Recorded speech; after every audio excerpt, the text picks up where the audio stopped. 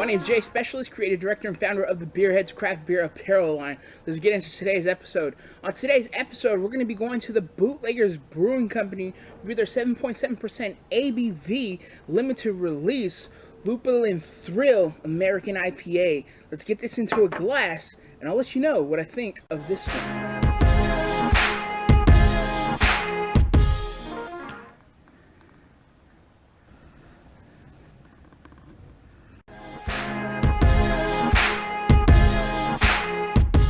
Definitely a more maltier IPA, big, just tropical citrus character notes on this one.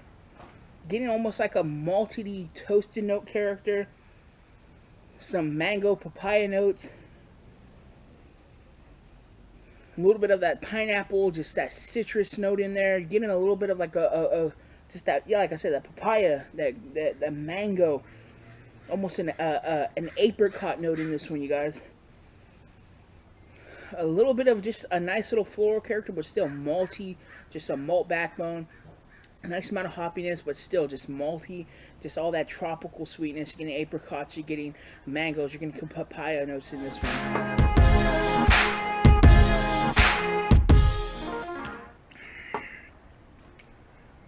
Wow. Nice malt backbone, toastiness up front, but then bitterness takes over. You get that bitterness, that resinous character, almost like a danky herbalious character, like an almost earthy herbal. You're getting that papaya mango. On the back end, you get a soft, like almost apricot, kind of like peachy note. Back end dryness. It lingers a bit. It's not harsh. It's kind of that lingeriness that gives you that resiny, that resinous bite on the back end and a little dryness. But all in all, nice taking West Coast IPA.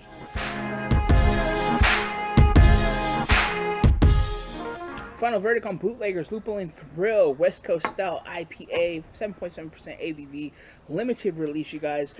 Their take on a West Coast IPA. It almost reminds me of like a hopped out East Coast, Midwest Coast, or Midwest, my bad, a hopped up East Coast, Midwest IPA. It has that malt backbone, and it gives you all those just passiony mango papaya character notes, that peach apricot character of just that rawness. You get that right rawness when you bite into those. You get that fruitier character. You kind of get that in here, but then it just gives you a big resinous, danky finish on the back end, and it lingers.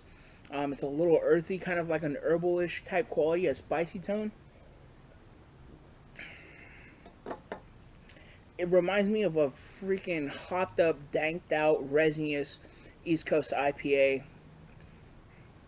It has that characteristic. It doesn't remind me of a SoCal IPA, which is different from a West Coast IPA. For me, West Coast IPAs, when I think West Coast IPAs, I think of, Lagunitas IPA, Bear Republic IPA, all these, West Coast Pacific regions. But when I think of SoCal, I think of San Diego, I think of Vista, I think of Anaheim, I think of all those, areas down south.